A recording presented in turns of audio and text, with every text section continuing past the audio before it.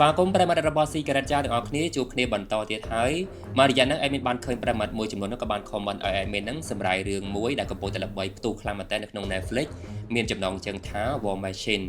រឿងមួយហ្នឹងគឺនិយាយអំពីក្រុមយោធាមួយក្រុមក៏បានទៅវឹកហាត់នៅក្នុងព្រៃមួយហើយបានជួបជាមួយនឹងយានពិសេសមួយយានចម្លែកមួយយានមួយហ្នឹងគឺបានសម្រាប់ពួកគេនៅក្នុងព្រៃមួយហ្នឹងតែម្ដងហើយរឿងមួយហ្នឹងឯងមានគិតថាអ្នកចូលចិត្តរឿងប្រភេទ action គឺថាល្អមើលខ្លាំងមែនទែនជាពិសេសអ្នកចូលចិត្តរឿងតាក់ទងជាមួយនឹងក្រុមយោធាផងដែរអូខេអញ្ចឹងបើសិនតែចង់ដឹងថាសាច់រឿងនឹងទៅយ៉ាងណាតើមកទស្សនាការសម្រាយរឿងដែលមានចំណងជើងថា War Machine ទាំងអស់គ្នា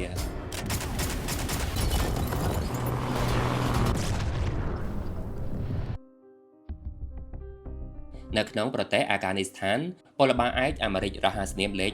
81បានដឹកគ្រឿងបន្លាស់ឡានទៅកន្លែងមួយដែលក្រុមយោធាផ្សេងទៀតកំពុងតែរងចាំជំនួយដោយសារតែឡានរបស់ពួកគេគឺបានខូចនៅតាមដងផ្លូវនៅពេលទៅដល់ទីនោះយោធា81បានធ្វើជាឆ្លោះគ្នាជាមួយនឹងពលបាលម្នាក់ទៀតប៉ុន្តែក៏ប៉ុន្តែគឺពួកគេទាំងពីរហ្នឹងគឺជាបងប្អូនបង្កើតជាមួយនឹងគ្នាតែប៉ុណ្ណោះហើយបានសាកអសរនៅលើដៃដូចគ្នាផងដែរខណៈពេលដែលយោធា81កំពុងតែចូលឡានបងប្រុសរបស់81បានបញ្ចុះបញ្ចូលឲ្យ81គួរតែដាក់ពាក្យស្នើចូលបំរើយោធាដែលហៅថាក្រុម Ranger ទៅប៉ុន្តែ81បានជាមិនចង់ធ្វើតាមបងប្រុសរបស់គេនោះទេហើយគេបាននិយាយលេងសើចថាយកមិត្តភក្តិរបស់គេមានឈ្មោះថា Tommy ទៅជំនួសគេទៅបងប្រុសរបស់គេបានតបទៅវិញថា Tommy មិនទាំងប្រកបពាក្យ Ranger បានត្រូវផងនោះតើឲ្យចូលទៅក្នុងក្រុមនោះបានយ៉ាងម៉េចទៅ81បានតបទៅវិញថាក្រុម Ranger មិនងាយស្រួលនោះទេបើសិនជាបងប្រុសរបស់គេចង់ទៅអាចទៅម្នាក់ឯងបានកុំមកចាប់បបួលគេឲ្យសោះបងប្រុសរបស់81បានតបទៅវិញថាប៉ុន្តែគេចង់នាំ81ទៅធ្វើជាមួយគ្នា2នាក់ហើយឲ្យបងប្រុសរបស់គេសន្យាជាមួយនឹងគេផងដែរនៅពេលដែលព្យាយាមបញ្ចុះបញ្ចូលហើយលេខ81ក៏បានសម្រេចចិត្តព្រមធ្វើតាមបងប្រុសរបស់គេតែម្ដងដែលធ្វើបងប្រុសរបស់គេសប្បាយចិត្តជាខ្លាំងនៅពេលដែលពួកគេបានចូលឡានហើយស្រាប់តែមានការវាយប្រហារពីពួកក្រុមតាលីបង់បណ្ដាលឲ្យយោធាជាច្រើនអ្នកត្រូវបានស្លាប់នៅក្នុងនោះគឺមានបងប្រុសរបស់81ម្នាក់ផងដែរដែលត្រូវបានស្លាប់រីឯ81គឺមានរបួសត្រង់ជើងហើយបានព្យាយាមវាយទៅរកបងប្រុសរបស់គេដែលកំពុងតែដេកស្លាប់នៅលើដីចាប់ពីពេលនោះមកលេខ81មានបញ្ហាផ្លូវចិត្តដោយសារតែការស្លាប់បងប្រុសរបស់គេរយៈពេល2ឆ្នាំទៅហើយគេតែងតែប្រើប្រាស់ថ្នាំជានិច្ចក្នុងការរងាប់អារម្មណ៍បន្ទាប់មក81ក៏បានធ្វើដំណើរទៅកាន់ RASP ជាមួយនឹងកងសេនាធំ Ranger លេខ75លេខកូដរបស់គេនៅតែជាលេខកូដ81ដដែលដើម្បីធ្វើការចុះឈ្មោះវឹកហាត់នៅទីនោះបន្តទៀតនៅពេលគេបានចុះឈ្មោះជាមួយនឹងយោធាផ្សេងទៀតវឹកហាត់ក្នុងជំរំនោះពួកគេក៏បានហាម5ជាច្រើនទៅលើយោធាហើយមិនអាចប្រើប្រាស់ឈ្មោះពិតរបស់ពួកគេបាននោះទេគឺប្រើប្រាស់ត្រឹមតែលេខកូដតែប៉ុណ្ណោះប៉ុន្តែ81បានខ្លាចទៅជាពលបាលឯកដែលស្ងៀមស្ងាត់មិនសូវតាក់ទងជាមួយនឹងសមាជិកយោធាផ្សេងទៀតនោះទេបន្ទាប់ពីបងប្រុសរបស់គេបានស្លាប់ទៅបន្ទាប់មកពលបាលឯកទី1ក៏បានប្រកាសឲ្យក្រុមយោធាបានដឹងថាការវឹកហាត់របស់ក្រុមយោធាមានរយៈពេល8សប្តាហ៍មុនពេលជ្រើសរើសចូលជាបេក្ខសិទ្ធិក្នុងជួរក្រុមយោធាដែលហៅថា Ranger ការវឹកហាត់នោះគឺតឹងតែងបំផុតអ្នកដែលត្រូវបានជ្រើសរើសនឹងត្រូវឈរតម្រង់ជួរនៅកន្លែងដែលមានអក្សរថា Ranger លុះនៅពេលដែលពួកគេចាប់ផ្ដើមធ្វើការវឹកហាត់ទៅលើក្រុមយោធាទាំងអស់នោះហើយពួកគេក៏បានវឹកហាត់ជាច្រើនជំនាញពីមួយថ្ងៃទៅមួយថ្ងៃយោធាជាច្រើនអ្នកត្រូវបានហៅឈ្មោះហើយបានប្រកាសថាមិនអាចឆ្លងផុតទៅការវឹកហាត់វគ្គបន្តទៀតបាននោះទេអ្នកដែលនៅមានឈ្មោះត្រូវវឹកហាត់បន្តទៀតរហូតដល់វគ្គចុងក្រោយរយៈពេល8សប្តាហ៍នៅក្នុងសប្តាហ៍ការវឹកហាត់របស់យោធាទី4ក្រុមយោធាក៏បានរត់វឹកហាត់នៅក្នុងព្រៃជាមួយគ្នាដោយមានគ្រឿងសព្វាវុធនៅក្នុងខ្លួននិងសាកដោពីខាងក្រោយផងដែរនៅពេលនោះអ្នកដែលដើរដល់គោលដៅមុនគេគឺបានទៅលើលេខ81ប៉ុន្តែនៅពេលដែលពួកគេសម្រាប់លេខ81បែរជាមិនតាក់ទងជាមួយនឹងក្រុមយោធាផ្សេងទៀតដដែលធ្វើយោធាផ្សេងទៀតមិនពេញចិត្តនិងមិនចូលចិត្តទៅលើ81នោះទេបន្ទាប់មកក្រុមយោធាក៏បានវឹកហាត់បន្តទៀតគឺបានតោងខ្សែឆ្លងកាត់ទឹកប្រដាល់និងបាញ់កាំភ្លើងជាដើម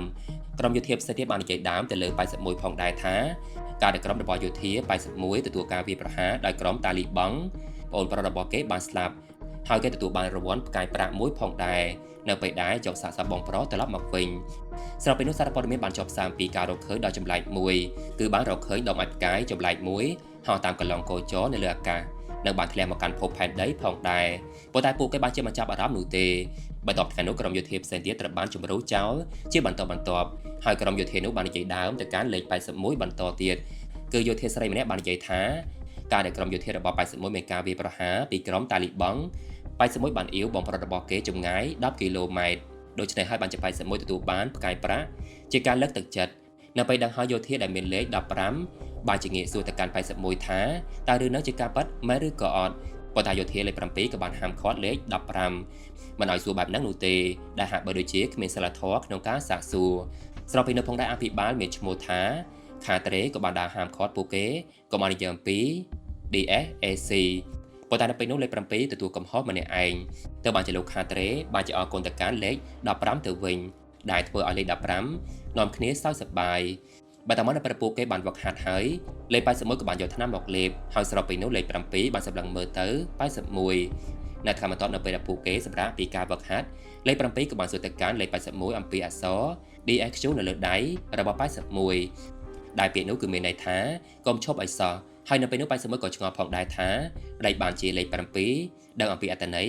អក្សរ3តួនោះបន្តមកក្រុមយោធាចាប់ផ្ដើមវឹកហាត់បន្តទៀតពីមួយថ្ងៃទៅមួយថ្ងៃ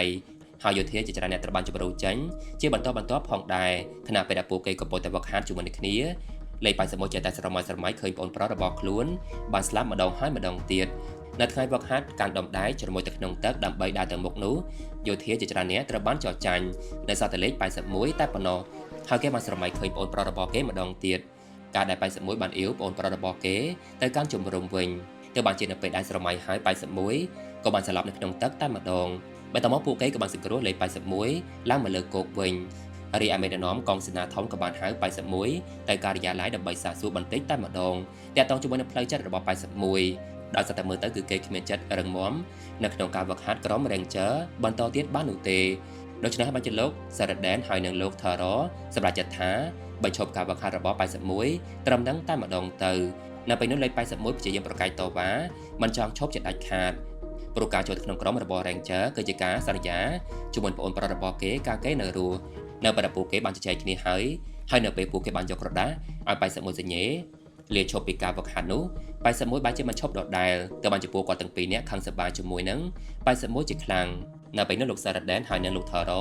ក៏បានដាក់កិច្ចការឲ្យ81ធ្វើការវឹកហាត់បន្តទៀតតែម្ដងគឺបានឲ្យគេវឹកហាត់ចុងក្រោយនៅក្នុងព្រៃជាមួយនឹងក្រុមយោធាផ្សេងទៀតដែលការវឹកហាត់នោះគឺជាការវឹកហាត់ចុងក្រោយរបស់ពួកគេហើយនៅពេលនោះអភិបាលឯកទី1បានប្រាប់ទៅកាន់ក្រុមយោធាទាំងអស់ថាកន្លែងនោះមានយន្តហោះសម្ងាត់មួយត្រូវបានបាញ់ទម្លាក់នៅក្នុងព្រៃក្រុម Ranger ត្រូវបានប្រកល់ភារកិច្ចឆ្លប់យកការនិងជួយសង្គ្រោះគ្នាយន្តហោះ2គ្រឿង Black Hawk ដឹកយោធាទៅកាន់ទីតាំងនោះហើយបេសកកម្មរបស់ក្រុមយោធាត្រូវតែកំទេចយន្តហោះដែលបានធ្លាក់នោះចោលជាបន្ទាន់ដើម្បីកុំឲ្យធ្លាក់ទៅលើដៃរបស់សត្រូវបន្តមកទម្លាក់ទីតាំងដែលរកឃើញយន្តហោះដែលត្រូវបានបាញ់ទម្លាក់នោះត្រូវតែប្រកាសថាគ្មានការឃ្លាំមើលជុំវិញបរិវេណនិងសន្តិសុខ360ដឺក្រេកំភ្លើងរបស់ក្រុមយោធាមានឧបករណ៍ភ្ជាប់បាញ់ទទេដូច្នេះមិនអាចប្រើប្រាស់វាបាននោះទេប៉ុន្តែយោធាត្រូវតែមានការប្រមានការវិឆ្មាត់របស់កងរាជអាវុធហត្ថគ្រប់ពេលវេលាយោធាម្នាក់ត្រូវតែស្ពាយសាកដោជាមួយមេក្រុមរបស់ពួកគេគឺជាលេខ81នៅពេលលឺហើយគ្រប់គ្នាភ្ញាក់ផ្អើលជាខ្លាំងដោយសារតែពួកគេបានជ្រើសរើសឲ្យ81ធ្វើជាប្រធានក្រុមហើយដោយសារតែលេខ81ធ្លាប់អ៊ីវសាកសពរបស់ខ្លួនទទួលបានផ្កាយប្រាក់មួយទៅបានជាឲ្យគេធ្វើជាមេក្រុមតែម្ដងបើសិនជាបេសកកម្មរបស់ពួកគេចុងក្រោយនោះមិនទទួលបានជោគជ័យនោះទេពួកគេមិនត្រូវបានចូលទៅក្នុងក្រុមរបស់ Ranger ជាដាច់ខាតលុះនៅពេលដែលពួកគេទទួលបានបញ្ជាហើយអូថងពេកចាក៏បានដឹកក្រុមយោធាទៅកាន់ទីតាំងដែលបានដាក់ឲ្យនៅខាងក្រោមគឺពួកគេបានឃើញការដ្ឋានមួយដ៏ធំផងដែរហើយនៅពេលពួកគេបន្តដំណើរបន្តទៀតទៅដល់កំពូលភ្នំមួយក្រុមយោធាក៏បានសម្រុតខ្សែចូលមកខាងក្រោមម្ដង2នាក់ប្រដាប់ទៅដោយអាវុធនិងស្ពាយសាកដោនៅខាងក្រោយខ្នងម្នាក់មួយបន្តមកនៅព្រះពួកគេបានដើរចូលក្នុងព្រៃបន្តទៀត81ក៏បានឲ្យលេខ75មើលផែនទីហើយមើលពេលវេលាសម្រាប់ទៅទីតាំងនោះឲ្យទាន់ពេលវេលាផងដែរខណៈពេលនោះ81ទៅតែនិយាយរកសមាជិកក្រុមរបស់គេដែលក្នុងនាមជាប្រធានក្រុមតែប៉ុណ្ណោះហើយលេខ7បានជួយនិយាយផងដែរថាត្រូវតែសហការគ្នានិងស្ដាប់បញ្ជារបស់81ព្រោះគេគឺជាប្រធានក្រុមហើយលុះនៅពេលដែលពួកគេបានឡើងភ្នំជាមួយគ្នាបន្តទៀតម្នាក់បានឡើងផងហត់ផងរហូតដល់មេឃងងឹតហើយពួកគេបាននៅគ្នាសម្រាប់នៅក្រៅដើមឈើបន្តទៀតខណៈពេលដែលពួកគេកំពុងតែសម្រាប់លេខ7សួរនាំចង់ដឹងរឿងផ្ទាល់ខ្លួនរបស់លេខ81ទាក់ទងជាមួយនឹងបងប្រុសរបស់គេ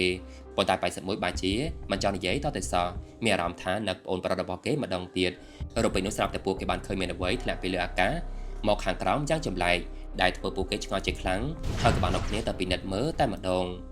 នៅពេលនោះពួកគេបានឃើញយន្តហោះចម្លែកមួយដែលមានសភាពធំជាខ្លាំងទៅបានចំពោះគេប្រជុំដើម្បីដាក់កិច្ចការឲ្យធ្វើការរៀងៗខ្លួនតាមដានទិសដៅផ្សេងៗគ្នាអ្វីដែលចម្លែកនោះគឺខណៈពេលនោះពួកគេបានឃើញត្រីវិស័យរបស់ពួកគេដំណើរការខុសប្រក្រតីហើយវិទ្យុតាក់ទងមិនបានឬសម្លេងចម្លែកនៅក្នុងវិទ្យុតាក់ទងថែមទៀតផងបន្តមកនៅប្រពូគេបានដើរទៅមុខពិនិត្យមើលបន្តទៀតដើម្បីមើលយន្តហោះនោះឲ្យចិត្តពួកគេបំបែកគ្នាជាក្រុមដើម្បីទៅពិនិត្យមើលនៅក្បែរបរិវេណទីនោះហើយប្រើប្រាស់កាយចិត្តក្នុងការសម្លឹងមើលយន្តហោះនៅខាងមុខផងដែរខណៈពេលនោះបាក់សៃផ្អើលនៅខាងលើយ៉ាងចម្លែកលេខ81បានឃើញពលឺនៅក្បែរនោះផងដែរដែលធ្វើគេឆ្ងល់ជាខ្លាំងហើយក៏បានហៅយោធាស្រីម្នាក់ទៅជាមួយដើម្បីពិនិត្យមើលជាមួយនឹងគ្នានៅពេលពួកគេបានដើរទៅពិនិត្យមើលតែពីរនាក់ស្រាប់តែយោធាផ្សេងទៀតដាក់ក្របបែកទៅលើយន្តហោះដែលពួកគេបានឃើញមុននោះទៅហើយស្របពេលដែរ81ទើបតែដឹងថាយន្តហោះដែលបានធ្លាក់របស់យោធាបានប្រាប់នោះគឺនៅកន្លែងផ្សេងតែប៉ុណ្ណោះមិនមែនយន្តហោះដែលពួកគេកំពុងតែដាក់ក្របបែកកំទេចនោះទេក៏ប៉ុន្តែគឺវាជាយានមនុស្សភពផ្សេងតែប៉ុណ្ណោះភ្លាមនោះយានអវកាសចាប់ផ្ដើមហោះឡើងទៅខាងលើបន្តិចម្ដងបាញ់រ៉ាដានិង scan នៅក្បែរបរិវេណទីនោះទាំងអស់នៅពេលវា scan ហើយវាក៏បានបាញ់សម្លាប់យោធាពីម្នាក់ទៅម្នាក់តិចទីរាងកាយរបស់ពួកគេស្ទើរតែទាំងអស់រាជយោធាស្រីត្រូវបាន81លោកទៅជួយតាន់ពេលវេលានៅបាននាំគ្នាគេខ្លួនពីទីនោះ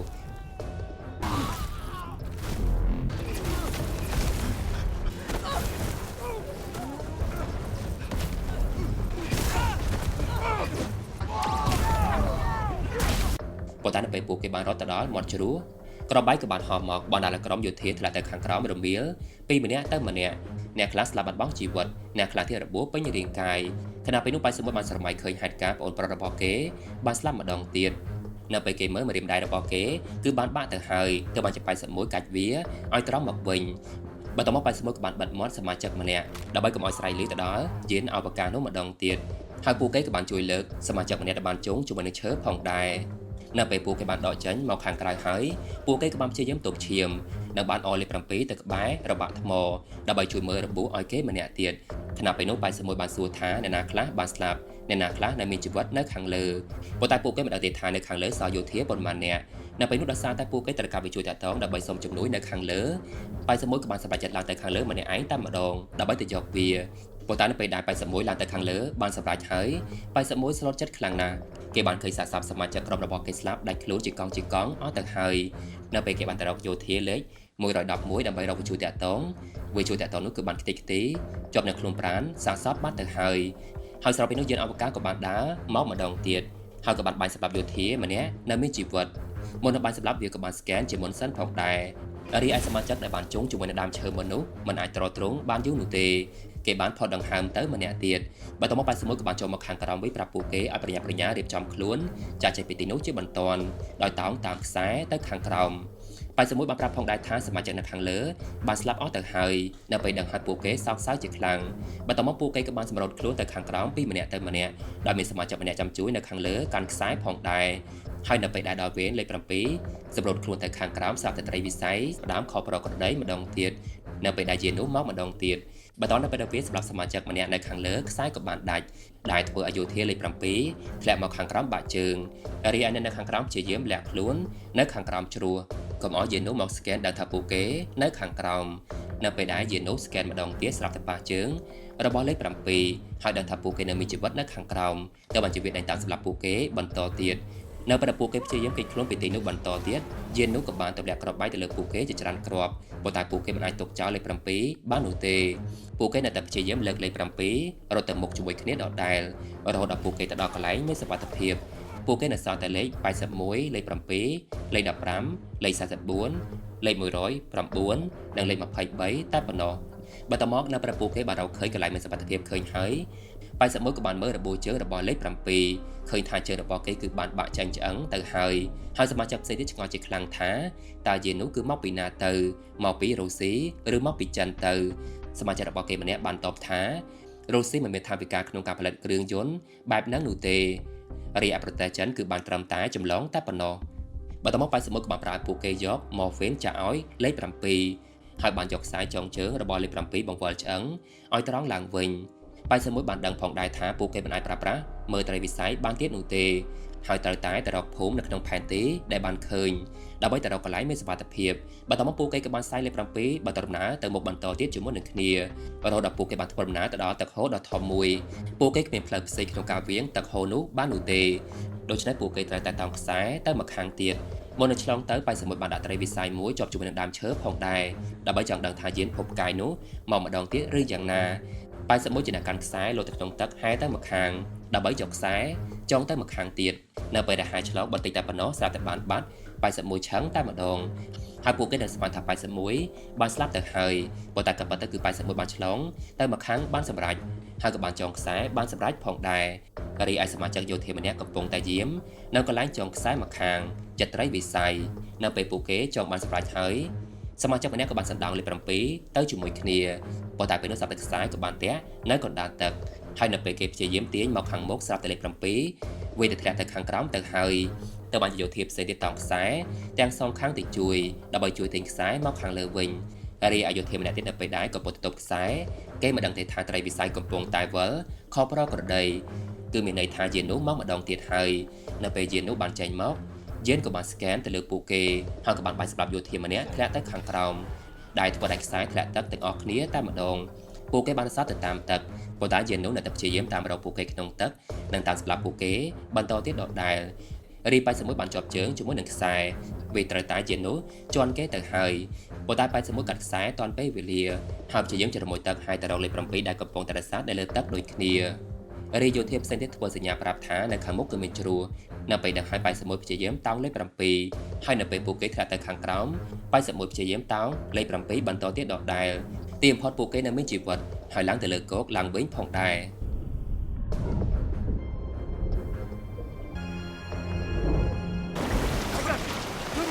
លុះនៅពេលដែលពួកគេសម្រាប់ពួកគេក៏បានឃើញមួករបស់លេខ23រសាត់ទៅតាមទឹកដែលធ្វើលេខ109មានអារម្មណ៍ថាខ្លាចជាខ្លាំងប៉ុន្តែ81នៅតែផ្ដល់កម្លាំងចិត្តទៅកាន់គេដដែលឲ្យបន្តដំណើរបន្តទៀតឆ្ពោះទៅកាន់ភូមិដើម្បីរកកន្លែងមានសុវត្ថិភាពលុះនៅពេលដែលពួកគេបានធ្វើដំណើរទៅបន្តទៀត81ក៏បានឃើញខ្សែអន្ទាក់នៅក្នុងព្រៃ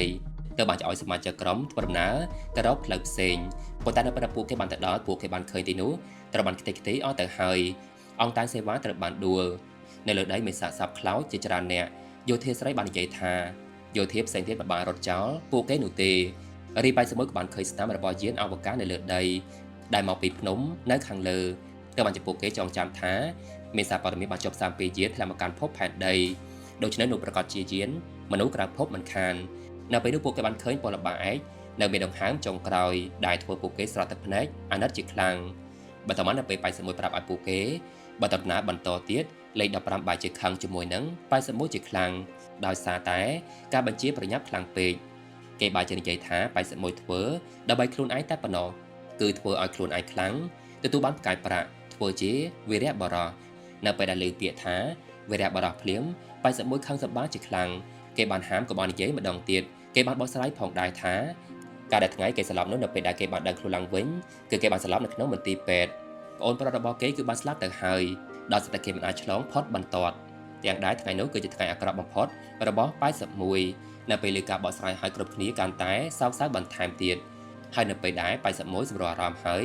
81បញ្ជាឲ្យពួកគេប្រើប្រាស់រថក្រធ្វើដំណើរទៅកាន់ជំរំរបស់ពួកគេវិញជាបន្ទាន់ហើយប្រាប់អ្នកនៅជំរំឲ្យត្រៀមខ្លួនបន្តមកនៅពេលពួកគេបានជួសជុលរថក្រហើយយោធាស្រីជាអ្នកបើករថក្ររីឯយោធាផ្សេងទៀតបានជួយទាញខ្សែកាបដើម្បីធ្វើឲ្យរថក្រនោះចេញពីកន្លែងជាប់គាំងខណៈពេលនោះផងដែរយោធាស្រីបានរកឃើញអាហារសេសសល់នៅក្នុងរថក្រទៅបានយកវាចែកគ្នាហូបពេលនោះមិនទាន់ចាក់ចែងពីទីនោះផងត្រីវិស័យនៅក្នុងរថក្រចាប់ផ្ដើមខប្រក្រដីម្ដងទៀតកម្មជ្រួចនៅជំរំបាញ់ទៅខាងលើចំនួន2ដងទៅបានចំពោះគេប្រញាប់បើករថក្រចាក់ចេញពីទីនោះតែម្ដងមុនទៅលេខ15ក៏បានទៅប្រមូលក្របទុកបាញ់ផងដែរប៉ុន្តែគួរសោកស្ដាយនៅពេលដែរលេខ15ទៅដល់មាត់ទ្វាររថក្រយាននោះក៏បានបាញ់ទៅត្រូវលេខ15ដែលធ្វើក្របខ្លោងទៅក្នុងរថក្របន្តមកនៅប្រពូគេបានបើករថក្រចាក់ចេញពីទីនោះ81ប្រាប់ឲ្យយោធាស្រីបន្ថែមលបឿនឲ្យលឿនបំផុតនៅពេលភ្លើងឆាបឆេះនៅក្នុងរថក្រពួកគេក៏បានព្យាយាមបន្លត់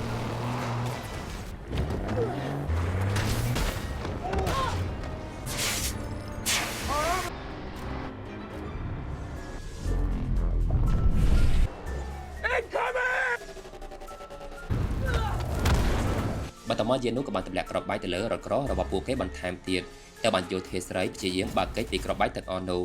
ប៉ុន្តែជានោះនៅតែទម្លាក់ក្របបែកទៅលើរថក្រោះរបស់ពួកគេដដែលបណ្ដាលឲ្យរថក្រោះធ្លាក់ផ្លូវហើយក៏បានធ្លាក់ទៅដល់វាលមួយកន្លែងបន្តទៀតលុះនៅពេលដែលពួកគេបានឆ្លងកាត់ចន្លងភ្នំមួយស្រាប់តែយានអវកាសនោះក៏បានស្ទាក់ពីខាងមុខតែបានចំបាយសមួយប្រាប់ឲ្យសមាជិករបស់គេបាញ់ទៅលើយាននោះវិញខណៈពេលនោះសមាជិករបស់គេម្នាក់ត្រូវបានដាច់ដៃហើយបានធ្វើឲ្យលេខ7ធ្លាក់ពីលើរថក្រោះ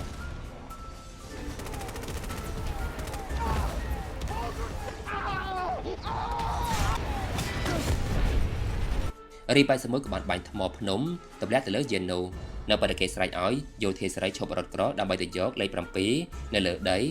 ក៏ប៉ុន្តែគឺយោធាស្រីគឺបានស្លាប់ទៅហើយដែលធ្វើឲ្យរថក្រោះក្រឡាប់តែម្ដងបន្តទៅពេល81បានដឹងខ្លួនឡើងវិញគេក៏បានដើរទៅរកសមាជិករបស់ខ្លួនទាំងអស់សង្ឃឹមជាខ្លាំងហើយបានឃើញថាពួកគេស្លាប់បាត់បង់ជីវិតអស់ទៅហើយរាយានមកពីភពកាយកំពុងតែបញ្ចេញថាមពលទៅខាងលើអាកាស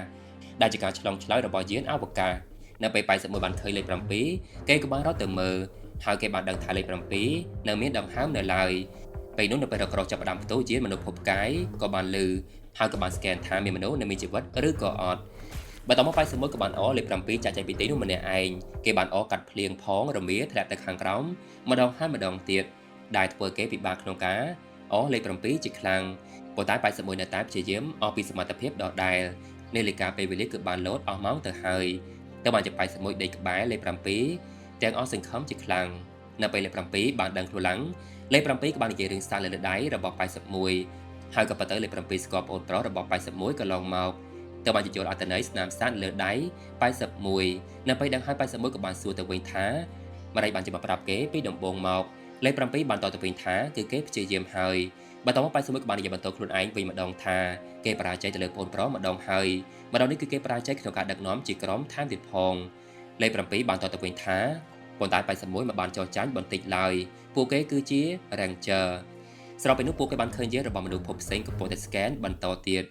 ហើយនៅពេល81បានឃើញកន្លែងការដ្ឋានស្រាប់តែ81មានវិធីដោះស្រាយតែម្ដងគឺ81បានឃើញយាននោះបញ្ចេញខ្យល់បញ្ច្រាសអញ្ចឹងហើយគេត្រូវតែធ្វើឲ្យមានអ្វីចូលទៅក្នុងកន្លែងបញ្ចេញខ្យល់របស់យានមួយនោះបន្តមក81ក៏បានយកលេខ7ទៅកន្លែងមានសុវត្ថិភាពនៅក្បែរដើមឈើមួយហើយគេបានចូលទៅក្នុងឃ្លាំងបន្តទៀតដើម្បីរកមើលឡានមួយគ្រឿងក្នុងការប្រើប្រាស់រកកំជ្រួចនៅដំណើរការកន្លែងនោះឡើងវិញជាពិសេសគឺកន្លែងទម្លាក់គ្រោះមកខាងក្រោមលេខ81បានរកឃើញឧបករណ៍សម្រាប់ចុចឲ្យទម្លាក់គ្រាប់គ្រោះមកខាងក្រោមផងដែរបន្តិចក្រោយមកនៅពេលយាននោះបានស្កេនឃើញដានជើងរបស់លេខ81នៅក្បែរដើមឈើហើយវាតែរកឃើញលេខ7ដែលកំពុងតែលាក់ខ្លួនទៅហើយនោះ81ក៏បានបាញ់កំជ្រួចទៅខាងលើដើម្បីធ្វើឲ្យយាននោះដើរមករកគេនៅក្នុងការដ្ឋានវិញម្ដងនៅពេលយាននោះបានដើរទៅដល់របាក់ថ្មមួយវាក៏បានស្កេនរកមើលមនុស្សម្ដងទៀតប៉ុន្តែវាមិនដឹងទេថានៅខាងក្រោមគឺមានគ្រាប់បែកដែលធ្វើវាធ្លាក់មកខាងក្រោមបន្តមក81ក៏បានបើកឡានបុកយាននោះទៅផ្អឹបជាមួយនឹងថ្មឲ្យជាប់ហើយបានចុចកងតាក់ទម្លាក់គ្រោះទៅលើវាផងដែរចូលទៅកន្លែងបញ្ចេញខ្យល់បញ្ច្រាសរបស់វាប៉ុន្តែដំបូងឡើយ81មិនអាចធ្វើវាបាននោះទេវាបានរុញមកវិញនៅពេល81ព្យាយាមរុញផ្អឹបម្ដងទៀត81ក៏បានទម្លាក់គ្រោះទៅលើវាបានសម្រេចគ្រាប់គ្រោះបានចូលក្នុងកន្លែងបញ្ចេញខ្យល់របស់យានមួយនោះដែលធ្វើឲ្យយាននោះដំណើរការខុសប្រក្រតីប៉ុន្តែពេលនោះយាននោះក៏បានទម្លាក់ដៃទៅលើឡានរបស់81ទៅបានជា81លោតចេញពីឡានមកខាងក្រៅវិញនៅពេលយាននោះចាប់ផ្ដើមផ្ទុះយាននោះដំណើរការលែងបានហើយគ្រាប់បែកក៏បានរងាធ្លាក់ទៅជិតភ្លើងតែបានជា81គេខ្លួនពេលទីនោះជាបន្តតែម្ដង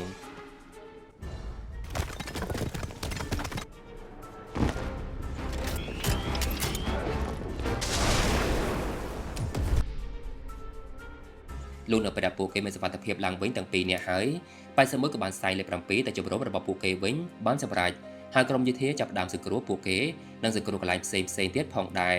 នៅពេលដែលលោក Sheridan ហើយនិងលោក Thayer បានឃើញ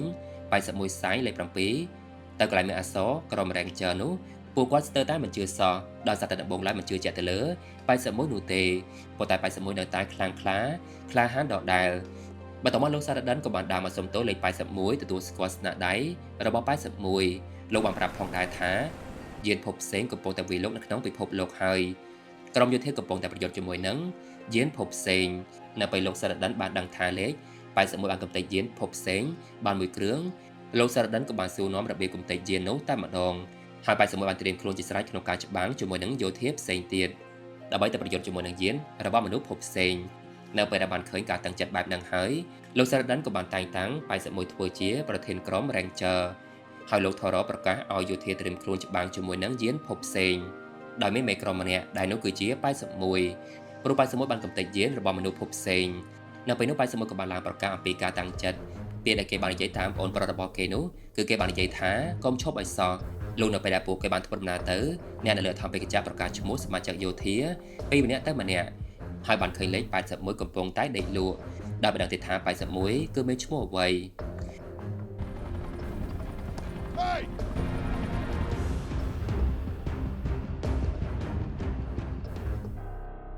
អរគុណប្រិយមិត្តអរគ្នាសម្រាប់ការទស្សនាការសម្រាយរឿងដែលមានចំណងជើងថា War Machine រឿងមួយនេះគឺកំពុងតែផ្ទុះខ្លាំងមែនទែននៅក្នុង Netflix ប៉ុន្តែ admin គិតថាប្រហែលជាមានតែប្រុសៗទេដែលចូលចិត្តរឿងប្រភេទអញ្ចឹងរីឯស្រីៗអីហ្នឹង admin គិតថាប្រហែលជាមិនចេះមើលរឿងអញ្ចឹងទេរឿងមួយហ្នឹងគឺផលនៅក្នុង Netflix គឺថាផ្ទុះខ្លាំងមែនទែនឥឡូវហ្នឹងគឺគេថានឹងចេញវគ្គបន្តទៀតផងដែរ admin បានឃើញឈុតខ្លីៗដែលគេបានផលនៅក្នុង Netflix ក្នុង page Netflix ណាអ្នកមើលឡើង10-20 លាន view ឯណោះការពី admin មើលលើកមុននោះគឺ10លាន view ជាងឥឡូវប្រហែលជា20លាន view ទៅហើយគឺថាផ្ទុះខ្លាំងមែនទែនអូខេអញ្ចឹងប្រិយមិត្តគ្នាការសម្រាយរឿងរបស់ admin គឺបានចប់ហើយបើសិនជា admin សម្រាយទៅបានក្បោះក្បាយត្រង់ណាសូមអធិស្ឋានផងដែរហើយមួយរយៈហ្នឹង admin ចេញរឿងរៀងយឺតបន្តិចហើយដោយសារតែបបាក់ចិត្តខ្លាំងពេកព្យាយាមសម្រាយហើយប៉ុន្តែវាបបាក់ក្នុងការធ្វើអារម្មណ៍អូខេជួបគ្នានៅវីដេអូលើកក្រោយទៀតសូមអរគុណសូមជម្រាបលាបាយបាយ